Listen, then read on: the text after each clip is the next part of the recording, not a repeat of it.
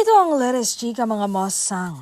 Dani Pangilinan, inamin na kung tataya ba siya o iiwas sa relasyon nila ng nobyang si Bel Mariano. Ito nga ang sagot ni Donnie. Siyempre, tataya ako.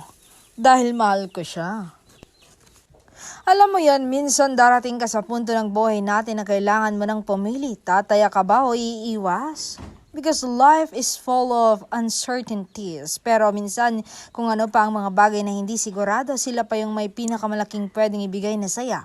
So if we're always afraid of the what ifs, how will we ever discover the what could have been? Rest may be scary, pero mas nakakatakot yata yung wala kang sinusubukan at puro pagsisisi na lang ang babalikan mo. But it is not always easy to jump into the unknown. There's the fear of rejection, failure, and pain. Totoo, kapag nag-rest ka, pwede kang masaktan. Pero sa kabilang banda, pwede ka ring maging masaya. So sometimes, the real question is, ano ang mas kaya mong tiisin? Ang sakit ng pagkatalo o ang bigat ng tanong na, paano kung sinubukan ko?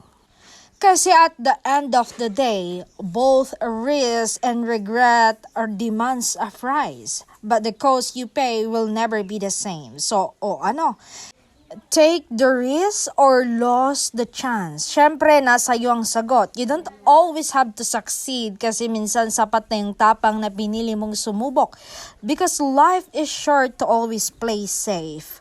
Tandaan mo, some of the best stories in life came from the courage to risk.